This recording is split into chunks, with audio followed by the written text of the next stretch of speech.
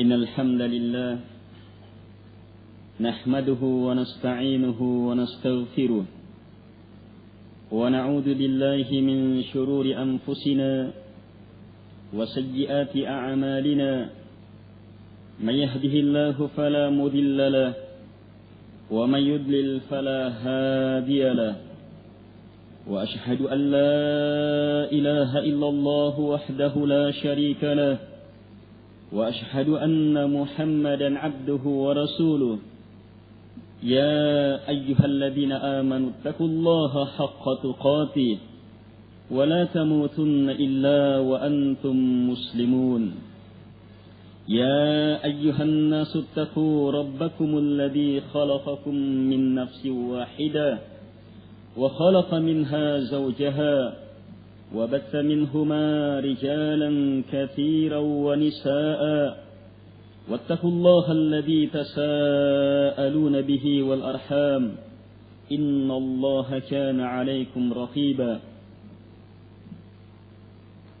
يا أيها الذين آمنوا اتقوا الله وقولوا قولا سديدا يصلح لكم أعمالكم ويغفر لكم ذنوبكم ومن يطع الله ورسوله فقد فاز فوزا عظيما أما بعد فإن أصدق الحديث كتاب الله وخير الهدي هدي محمد صلى الله عليه وعلى آله وسلم وشر الأمور محدثاتها وكل محدثة بدعة وكل بدعة ضلالة وكل ضلالة في النار. Ayuhan nas, kaum muslimin yang dimuliakan oleh Allah Subhanahu wa taala. Kita sungguh bersyukur kepada Allah Subhanahu wa taala atas berbagai nikmat, berbagai kebaikan yang Allah Subhanahu wa taala curahkan kepada kita. Sungguh nikmat demi nikmat darinya adalah perkara yang tidak akan mungkin lagi kita mampu menghitung-hitungnya. Karena itulah Allah Subhanahu wa taala menegaskan, wa in ta'uddu ni'matallahi la tuhsuha. Jika kalian menghitung-hitung nikmat Allah, maka pasti kalian tidak akan mampu membilangnya. Karena besarnya nikmat itu, terus menerusnya nikmat itu. Karena itulah tak sekejap pun kita lepas dari curahan nikmat darinya. Tak sedetik pun kita lepas dari naungan kasih dan rahmatnya. Allah Subhanahu wa taala menegaskan, wa rahmati wasi'at kulla syai', dan rahmatku melingkup segala sesuatu. Kebaikan yang datang dari Ar-Rahman, yang datang dari Ar-Rahim, ini hendaknya menuntun kita, menyadarkan kita, mendorong kita, menjadi kekuatan bagi kita untuk semakin tunduk dan taat kepada Allah Subhanahu wa taala. Sebab itulah maksud pemberian nikmat, curahan nikmat dari Allah Subhanahu wa taala. Allah inginkan kita agar supaya kita memanfaatkan nikmat demi nikmat itu guna semakin tunduk dan taat kepadanya, guna semakin memantapkan ibadah kita kepada Allah Subhanahu wa taala. Dan inilah hakikat dari kesyukuran itu, yang kapan kesyukuran terwujud, maka tunggu tambahan nikmat. Allah Subhanahu wa taala menegaskan, la in syakartum la azidannakum. Jika kalian bersyukur. Allah menjadikannya sebagai kata syarat. Kemudian Allah Subhanahu wa taala memastikan jawabannya, la azidannakum, maka pasti saya akan tambah. Tidak akan mungkin ada tambahan yang datang darinya kecuali hanya melewati pintu kesyukuran ini. Bersyukurlah dengan memanfaatkan nikmat yang datang darinya untuk semakin tunduk dan taat kepada Allah Subhanahu wa taala. Sungguh kesyukuran dan ketaatan adalah dua hal yang tidak akan mungkin kita bisa lepas kesyukuran dan penghambaan kepada Allah Subhanahu wa taala adalah dua hal yang terus-menerus menyatu di dalam jiwa seorang mukmin. Allah Subhanahu wa taala memerintah dua hal ini secara bersama. Balillaha fa'bud wa kum minasyakirin. Bahkan hanya kepada Allah hendaknya kamu beribadah. Disusul dengan perintah yang kedua, wa kum minasyakirin. Jadilah kamu termasuk orang-orang yang bersyukur. Ayuhan nas, jamaah Jumat yang dimuliakan oleh Allah Subhanahu wa taala. Sebesar-besar nikmat yang Allah Subhanahu wa taala beri kepada kita adalah nikmat Islam. Nikmat yang merupakan kebaikan yang datang dari Allah Subhanahu wa taala yang melingkup segala nikmat. Coba kita cermati hadis yang diriwayatkan oleh Imam Al-Bukhari. Raka'at al-fajr, Rasulullah SAW menegaskan, raka'at al-fajr khairum minad dunya wa ma fiha. 2 rakaat sebelum subuh lebih baik daripada dunia beserta segala isinya. Ini amalan sunnah yang Nabi SAW banyak-banyak hanya membaca Qul ya ayyuhal kafirun dan Qul huwallahu ahad dalam 2 rakaat ini.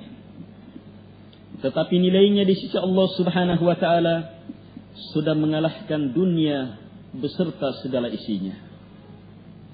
Belum amalan sunnah yang lainnya, belum amalan yang wajibnya. Ini solatnya, belum puasanya, zakatnya, hajinya, dan amalan-amalan lainnya dalam Islam. Sungguh hal ini merupakan penegasan yang sangat jelas bahwa nikmat Islam adalah nikmat yang tiada tandingannya, dan Allah Subhanahu wa taala telah memberikan nikmat Islam itu kepada kita. Jadilah hamba Allah Subhanahu wa taala yang bersyukur, yang mampu menggunakan keislaman ini guna semakin tunduk dan taat kepada Allah Subhanahu wa taala untuk menanti dan meraih nikmat yang lebih besar, yang lebih hebat dalam keislaman kita. Sebab sungguh keislaman setiap hamba berbeda antara satu dengan yang lainnya. Di antara sebab yang menunjukkan perbedaan keislaman yang satu dengan yang lainnya, sikap keislaman hamba yang satu dengan yang lainnya adalah dalam kadar ilmu dan paham seseorang terhadap Islam. Sahabat Bimat, salah seorang sahabat Rasulullah sallallahu alaihi wa ala alihi wasallam dari suku Azad Shanu'ah.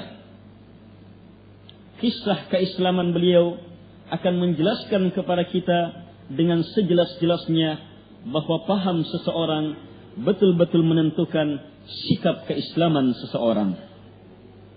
Di awal-awal Islam, beliau radhiyallahu anhu mendatangi Makkah sebagai orang musyrik, tetapi beliau mempunyai keahlian yurqi minar riyah, mampu meruqyah, membaca-baca dengan bacaan tertentu yang dengannya mengusir penyakit-penyakit kena angin, guna-guna, sihir dan yang sejenisnya. Sesampainya di Makkah, beliau mendengar sufaha'a Makkah, orang-orang bodoh Makkah mengatakan, inna Muhammadan majnun, sungguh Muhammad itu orang gila. Beliau tertarik sesuai sehubungan dengan keahlian beliau. Maka beliau pun mengatakan, ainahu la'allallaha ayyashfiyahu ala yadayya. Di mana dia? Semoga Allah Subhanahu wa taala menyembuhkannya melalui kedua tanganku. Ini ucapan beliau ketika beliau masih musyrik. Di mana dia? Semoga Allah Subhanahu wa taala menyembuhkannya melalui kedua tanganku.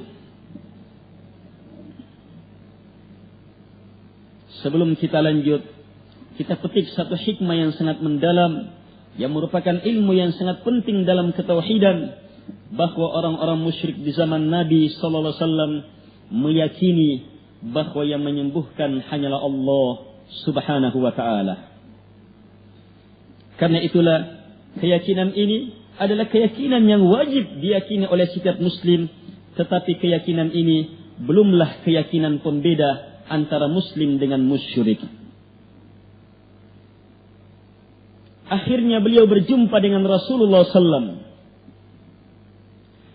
Setelah berjumpa, beliau memperkenalkan dirinya. Inni urqi minar riyah. Sungguh saya bisa meruqyah, membaca-baca, mengobati penyakit kena angin, guna-guna dan sejenis itu. Dan sungguh telah banyak yang sembuh dengan izin Allah Subhanahu wa taala melalui kedua tanganku. Fahalumma, maka mari kemari. Beliau ingin meruqyah Rasulullah SAW. Maka apa kata Rasulullah SAW?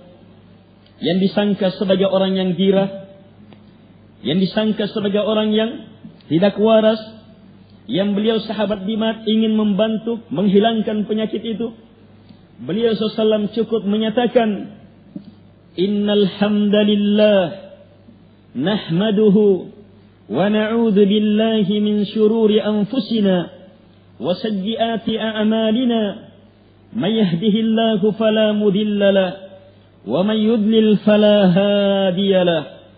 Ashhadu an la ilaha illallah wahdahu la syarika lah. Wahdahu la syarika lah.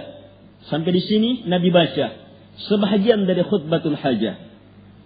Setelah beliau radhiyallahu anhu mendengarkan ucapan ini, maka beliau berkomentar, sungguh saya telah mendengar ucapan para dukun. Sungguh saya telah mendengar ucapan tukang-tukang sihir. Sungguh saya telah mendengar ucapan para penyair. Demi Allah, tidak ada yang semisal dengan ucapan ini. Dalam riwayat yang lain beliau mengatakan, A'id alayya kalimatik haula fa innaha qad balaghna qamusal bahr. Ulangi kalimat-kalimat itu kepadaku, sebab sungguh kalimat-kalimat itu telah menjangkau kedalaman lautan yang paling dalam. Paham beliau yang sangat mendalam terhadap kalimat ini, yang mengharuskan beliau untuk menerima Islam yang sangat jelas di hadapan beliau radhiyallahu anhu. Beliau pun menyatakan keislamannya tanpa menanti ucapan Rasulullah SAW bahwa saya bukan orang gila dan bahwa saya adalah utusan Allah dan bahwa yang saya sampaikan adalah kebenaran. Tanpa menanti ucapan ini, beliau menyatakan bahwa yang di hadapannya adalah manusia yang paling berakal. Nabi dan Rasul Allah Subhanahu wa taala cukup hanya dengan memahami ucapan beliau sallallahu alaihi wa ala alihi wasallam, beliau mampu merontokkan, menggugurkan keyakinan yang beliau bangun puluhan tahun di atas kesyirikan, rontok, gugur, roboh, hancur dengan paham, dengan ilmu yang beliau mampu pahami dari ucapan Rasulullah sallallahu alaihi wa ala alihi wasallam. Ini sangat jelas jamaah, memberi ilmu kepada kita bahwa sikap seseorang terhadap Islam sangat ditentukan oleh dalamnya ilmu dia terhadap Islam. Karena itu, mari kita permantap, perkokoh, perhebat, perdalam ilmu kita tentang Islam.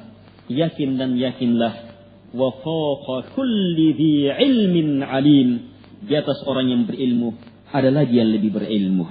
Dimanapun kadar keilmuan kita, maka ada lagi kedalaman ilmu yang lebih hebat dari itu.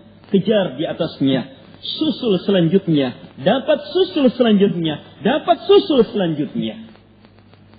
Inilah hidup sebagai seorang muslim. Hidup untuk terus mempermantap ilmu, memperdalam ilmu, memperhebat ilmu dalam rangka untuk kembali kepada Allah Subhanahu wa taala. Jamaah Jumat yang dimuliakan oleh Allah Subhanahu wa taala. ada keterangan Ibnu Qayyim rahimahullahu ta'ala dalam kitab beliau Al-Fawaid, sedikit akan membantu kita dalam melihat kedalaman ma'rifah ilmu seseorang. Beliau berkata bahwa ma'rifatullah, mengenal Allah subhanahu wa ta'ala, yang merupakan sumber segala jalur ilmu kita. Kemanapun arah pembahasan, dalam setiap kajian, dalam setiap daurah, dalam setiap tabligh akbar, khutbah-khutbah, bacaan Quran, bacaan hadits Nabi sallam, maka arahnya kembali kepada satu arah, ma'rifatullah, mengenal Allah subhanahu wa ta'ala.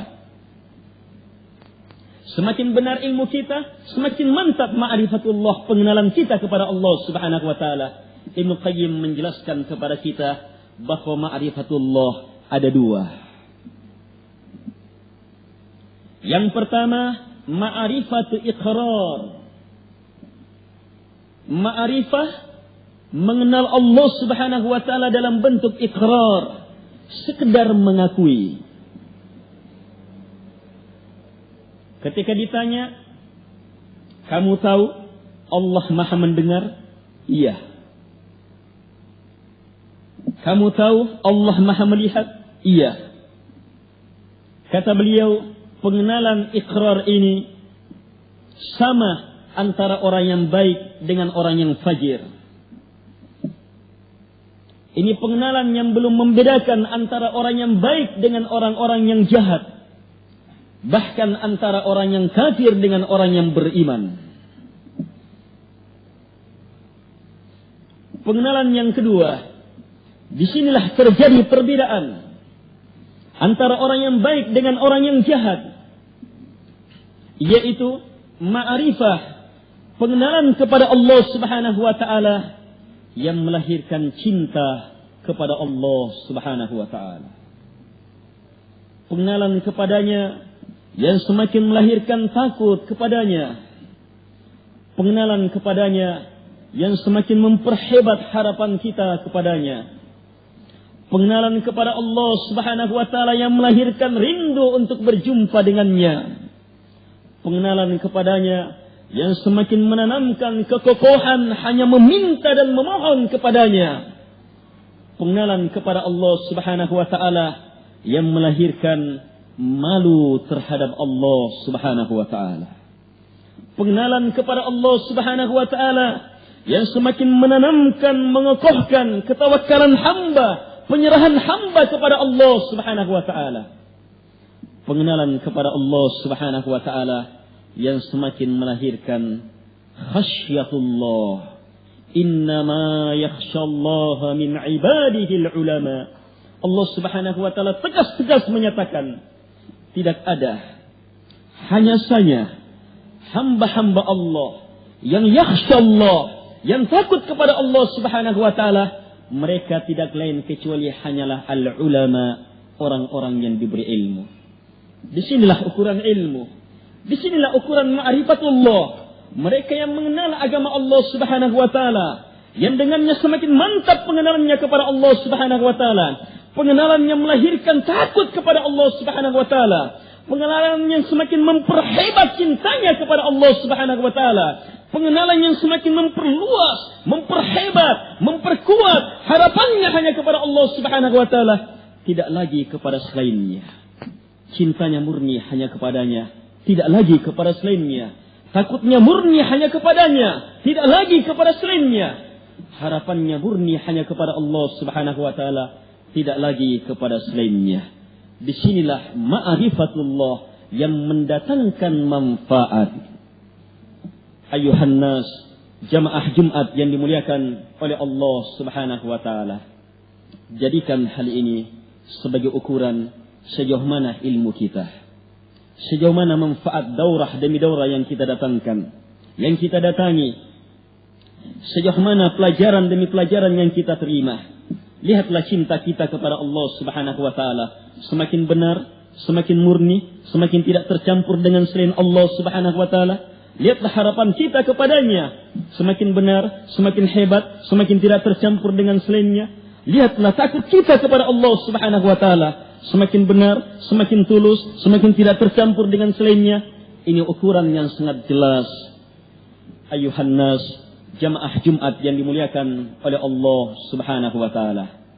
Ukuran ini kembali kepada kita masing-masing. Setiap hamba tidak akan bisa lepas dari ukuran ini. Apapun ucapannya, apapun penampilannya, bagaimanapun keadaannya, setiap kita pasti bisa melihat sejauh mana cinta kita kepada Allah Subhanahu wa taala, sejauh mana harapan kita kepada Allah Subhanahu wa taala, sejauh mana takut dan pembesaran kita kepada Allah Subhanahu wa taala. Jamaah Jumat yang dimuliakan oleh Allah Subhanahu wa taala. Benarnya ilmu sangat ditentukan oleh jernihnya ilmu itu. Kejernihan ilmu dalam mengenal Allah Subhanahu wa taala akan melahirkan jernihnya cinta hanya kepada Allah Subhanahu wa taala. Sebagian manusia mampu mengenal Allah dan mencintai Allah Subhanahu wa taala, tetapi di antara mereka cintanya tidak sampai ke dalam bentuk pemurnian cinta hanya kepadanya. Yang seperti ini jamaah belum masuk ke dalam ketauhidan. Yang kita inginkan dalam mengenal Allah Subhanahu wa taala, mengenal Dia yang melahirkan cinta, cinta yang merupakan hakikat dari ketauhidan, hakikat dari pengesaan, hakikat dari pemurnian ibadah kepada Allah Subhanahu wa taala, cinta yang tidak tercampur dengan selainnya. Sebagaimana firman Allah Subhanahu wa taala, "Wa minan nasi man yattakhidhu min dunillahi andada yuhibbunahum ka hubbillah walladzina amanu asyaddu hubban lillah." Di antara manusia, ini orang-orang musyrik. Di antara manusia, dan sekali lagi ini orang-orang musyrik, man yattakhidhu min dunillahi andada. Ada yang mengambil selain Allah Subhanahu wa taala, mereka jadikan sebagai andada, tandingan-tandingan. Bagaimana cara mereka menjadikan selain Allah sebagai tandingan? Yuhibbunahum ka hubbillah. Yuhibbunahum ka hubbillah. Mereka mencintai tandingan-tandingan itu sama dengan cintanya kepada Allah Subhanahu wa taala. Coba cermati jamaah. Orang musyrik mencintai Allah. Kecintaannya kepada Allah sama dengan cintanya kepada sembahan selain Allah. Ini cinta yang besar. Sama dengan cintanya kepada sembahan selain Allah Subhanahu wa taala. Di sini kesyirikan. Orang muslim, orang yang beriman, pada kalimat selanjutnya, walladzina amanu asyaddu hubban lillah.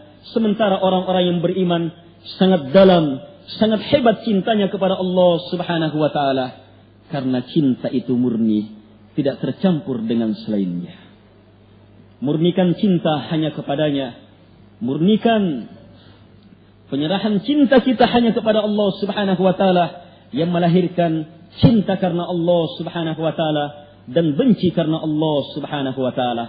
Siapa yang mampu sampai ke sini, maka akan benar cintanya dan akan sampai ke dalam jenjang kesempurnaan iman, sebagaimana sabda Nabi SAW, "Man ahabba lillah wa abghada lillah wa a'ta lillah wa mana'a lillah faqad istakmala al-iman." Siapa mencintai karena Allah, membenci karena Allah, memberi karena Allah, tidak memberi juga karena Allah Subhanahu wa taala, maka sungguh telah sempurna imannya. Demikian pula jamaah, tidak cukup kalau hanya sekedar mengharap dan memohon kepada Allah Subhanahu wa taala. Sebab orang musyrik pun mengharap, orang-orang yang bejat pun mengharap. Seorang muslim, seorang mukmin, harapan dia berbeda dengan yang lainnya dalam kemurnian harapan. Mereka mengharap hanya kepada Allah Subhanahu wa taala, tidak lagi kepada selain Allah. Bukan pujian manusia, bukan pandangan manusia, tidak kepada selain siapapun juga selain Allah Subhanahu wa taala. Harapan ini murni hanya kepada Dia yang dia telah kenal dengan sebenar-benar pengenalan, pencipta alam semesta yang maha baik, yang maha merahmati, Allah Subhanahu wa taala. Demikian pula takut mereka murni hanya kepada Allah Subhanahu wa taala tidak lagi kepada selainnya. Bukan hanya sekedar takut, tapi takut yang betul-betul murni hanya kepada Allah Subhanahu wa taala, tidak kepada selainnya. Takut inilah jamaah yang melahirkan ketundukan dan ketaatan kepada Allah Subhanahu wa taala dengan sebenar-benar ketaatan. Allah Subhanahu wa taala berfirman,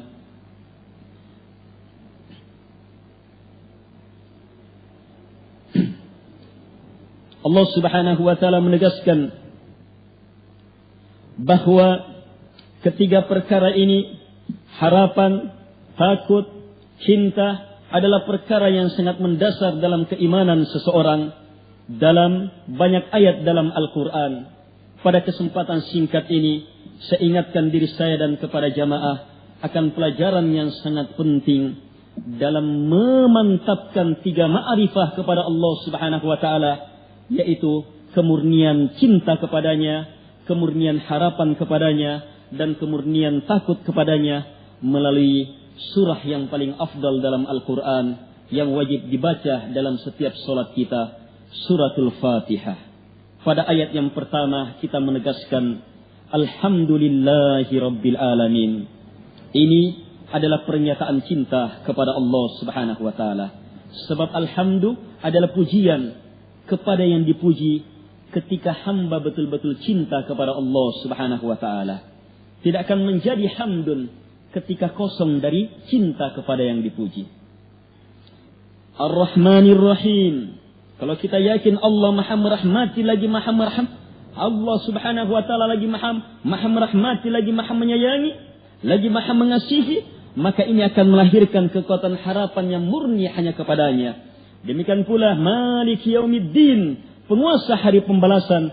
Kapan kita mantapkan kalimat ini sedalam-dalamnya di dalam hati kita, maka akan melahirkan takut kepada Dia, penguasa hari pembalasan. Di sanalah akan lahir kemurnian ibadah. Karena itu kalimat selanjutnya adalah pernyataan pemurnian ibadah. Iyyaka na'budu wa iyyaka nasta'in. Hanya kepadamu ya Allah kami beribadah, tidak kepada selain Engkau. Dan hanya kepadamu ya Allah kami meminta pertolongan, tidak kepada selain Engkau. Siapa yang sampai di sini, maka dia pantas mendapatkan janji Allah ketika dia membaca Ihdinas siratal mustaqim sampai akhir ayat. Doa permintaan hidayah dan selamat dari dua jalan kesesatan, jalan al-maghdubi alaihim dan jalan ad-dallin, dijamin mendapatkan janji Allah. Walil abdi ma sa'al, bagi hamba apa yang dia minta, kata Allah Subhanahu wa taala ketika hamba membaca doa ini. Semoga Allah Subhanahu wa taala mengukuhkan kita dan terus mengantar kita untuk terus memantapkan pengenalan kita kepada Allah Subhanahu wa taala sebagai wujud memantapkan keislaman kita, yang merupakan wujud dari kesyukuran kita kepada Allah Subhanahu wa taala, dengan semakin memurnikan cinta hanya kepadanya, harapan hanya kepadanya, takut hanya kepadanya. Hadanallahu wa iyyakum ajma'in. Subhanakallahumma wa hamdik, asyhadu an la ilaha illa anta, astaghfiruka. Sallallahu alaihi wasallam.